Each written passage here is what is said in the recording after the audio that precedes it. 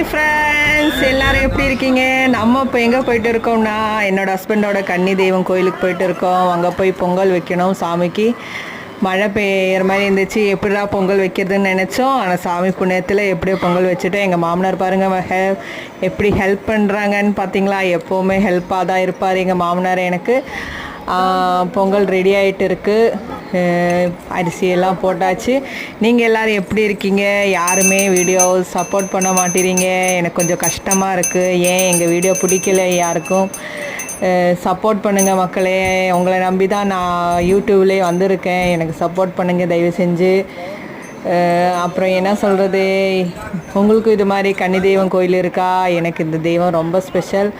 இங்கே பாருங்கள் மக்களே, எப்படி இருக்குது ஏரியா பார்த்தீங்களா எப்படி இருக்குன்னு? அங்கே விவசாயம் நடந்துகிட்டு இருக்கு மக்களே. சூப்பராக இருந்துச்சு கிளைமேட்டு. பொங்கல் ஒரு வழியாக ரெடி ஆயிடுச்சு.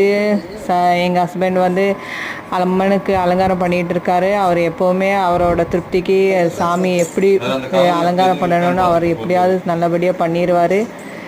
எப்படி இருக்குன்னு பாருங்கள், எல்லோரும் வேண்டிக்கோங்க. எங்கள் அம்மாவோட அனுகிரகம் ஆசீர்வாதம் உங்களுக்கும் கிடைக்கட்டும்.